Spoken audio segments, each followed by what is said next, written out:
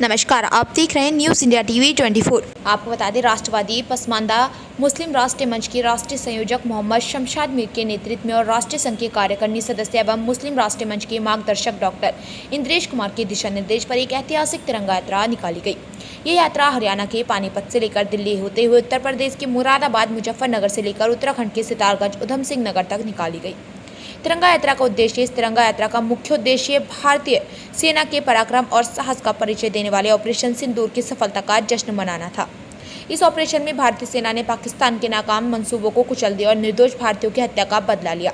कार्यक्रम में शामिल होना इस कार्यक्रम में राष्ट्रवादी पसमानदा मुस्लिम राष्ट्रीय मंच के राष्ट्रीय कार्यकारिणी के सदस्यों के साथ साथ सभी प्रदेशों के प्रदेश अध्यक्ष और उनकी कार्यकारिणी शामिल हुई। राष्ट्रीय कार्यकारिणी के सदस्यों ने मुस्लिम राष्ट्रीय मंच के मुख्य प्रमुख संयोजक और पसमानदा समाज के राष्ट्रीय प्रभारी मोहम्मद अफजाल मुस्लिम राष्ट्रीय मंच कार्यक्रम में मुख्य वक्ता के रूप में मौजूद रहे और यात्रा का मार्गदर्शन किया। मुख्य प्रमुख संयोजक महिला प्रकोष्ठ और पसमानदा समाज की राष्ट्रीय अध्यक्ष महिला प्रकोष्ठ शहनाज अफजाल, विशिष्ट अतिथि अजय राजौर, राज्य मंत्री उत्तराखंड सरकार, विशिष्ट अतिथि खतीब अहमद, हज कमेटी के अध्यक्ष उत्तराखंड सरकार, विशिष्ट अतिथि इंतजार प्रदेश अध्यक्ष भारतीय जनता पार्टी अल्पसंख्यक मोर्चा, राष्ट्रीय महामंत्री नसीम अहमद, राष्ट्रीय महामंत्री डॉक्टर जावेद, राष्ट्रीय मंत्री गुलफाम हुसैन, राष्ट्रीय कोषाध्यक्ष अरशद अली, राष्ट्रीय उपाध्यक्ष शमशुद्दीन अंसारी एवं राष्ट्रीय उपाध्यक्ष मोहम्मद इदरीस, उत्तर प्रदेश अध्यक्ष नसीम सलमानी, उत्तराखंड प्रदेश प्रभारी ताहिर मलिक, उत्तराखंड प्रदेश अध्यक्ष सरफराज, दिल्ली प्रदेश अध्यक्ष हाजी इदरीस मंसूरी और उत्तर प्रदेश युवा मोर्चा अध्यक्ष सदर आलम सैकड़ों की संख्या में लोग शामिल रहे। मकान नहीं है, जिनके शौचालय नहीं बने हैं, वो भी अगर बड़ी संख्या में होंगे तो हमारे मुसलमान समाज के लोग होंगे। मित्रों, शिक्षा से वंचित अगर कोई देश के अंदर सबसे बड़ी संख्या में अगर कोई समाज होगा तो वो मेरा मुसलमान समाज होगा, जिसको शिक्षा से सबसे पीछे खींच रहे हैं। क्यों? क्योंकि ये पढ़ जाते तो ये बढ़ जाते। ये समाज को पढ़ने नहीं दिया, इस समाज को रोका गया। ये मेरा समाज अगर पढ़ता तो ये भी आगे बढ़ता। मित्रों, राजनीतिक दलों ने केवल अपना शासन किया, अपनी सत्ता चलाने के लिए, केवल वोट प्राप्त करने के लिए। हमारे समाज का यूज क्या है, मुस्लिम समाज का यूज क्या है और कहां पर उनका प्रयोग किया है? आतंकवादी कर रहे हैं तो वो मुसलमान कर रहे हैं, आतंकवादी कहीं पे आ रहे हैं तो वो मुसलमान आ रहे हैं। इस देश के अंदर माहौल इस प्रकार का बनाया गया कि हिंदुस्तान के हिंदू और हिंदुस्तान के मुसलमान ये पाकिस्तान के खिलाफ तो कम लड़े, आतंकवाद के खिलाफ कम लड़े, मगर आपस में ज्यादा लड़े, माहौल बनाने का काम करने का काम करते हैं। क्या हिंदुस्तान का मुसलमान इसको सही कहता है? तो पाकिस्तान ने गलत किया या सही?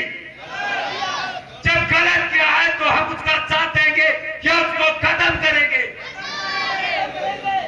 आदरणीय प्रधानमंत्री नरेंद्र मोदी जी ने हिंदुस्तान की 2 सीएमओ को भेजा।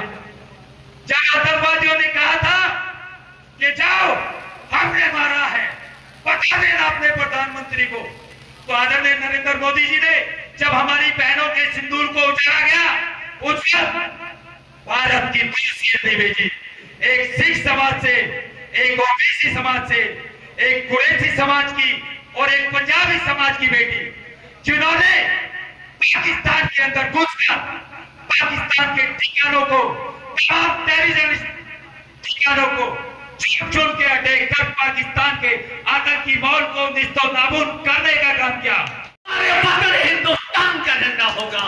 हिंदुस्तान, हिंदुस्तान, हिंदुस्तान। हम अपने नबी से भी मोहब्बत करते हैं और अपने मुल्क हिंदुस्तान से भी मोहब्बत करते हैं। मुसलमानों, याद रखो, जैसे वीर अब्दुल हमीद ने दिखाया था कि जो मुल्क सामने आया तो उन्होंने खुद को जान देकर अपने देश को बचाया था।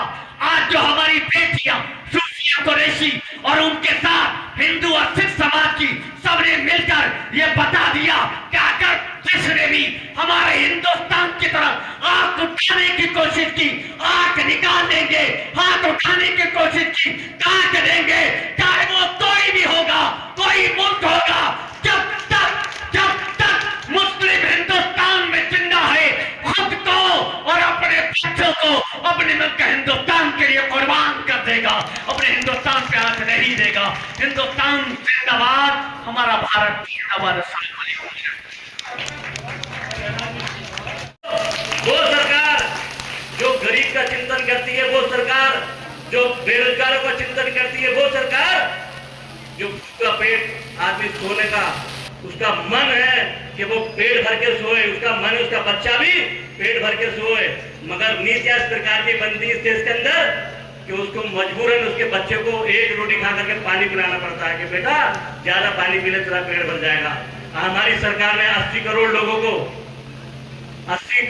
इस देश के अंदर फ्री में राशन देने की योजना बनाई, फ्री में गैस कनेक्शन देने की योजना बनाई, फ्री में शौचालय बनाने की योजना बनाई, फ्री में उनको आसियाने देने की प्रधानमंत्री आवास योजना की योजना बनाई, फ्री में आप जितनी भी योजना देखना उठा करके उसका अगर कोई लाभ ले रहा होगा देश के अंदर सरकार का, केंद्र सरकार का और राज्य सरकार का, तो बहुत बड़ी संख्या के अंदर हमारे मुसलमान समाज के लोग लाभ लेते हैं।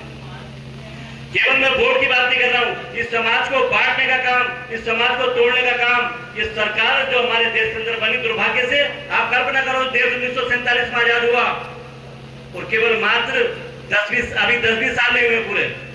अटल जी की सरकार संगठित सरकार थी, कई संगठनों की सरकार थी, कई राजनीतिक दलों की सरकार थी, एक सरकार वो, और ये 7-8 साल हमारे सरकार को हो गए। इन सरकारों का कार्यकाल छोड़ करके आप देखो किसकी सरकार चली, कांग्रेस की सरकार चली या कांग्रेस के संरक्षण वाली सरकार चली। हमारे समाज की स्थिति आज इतनी बदतर क्यों है, हमारे समाज की स्थिति इतनी बुरी स्थिति क्यों है, ये सवाल करने की बात है, ये उनसे पूछने की बात है। मित्रों, आज देश के अंदर वातावरण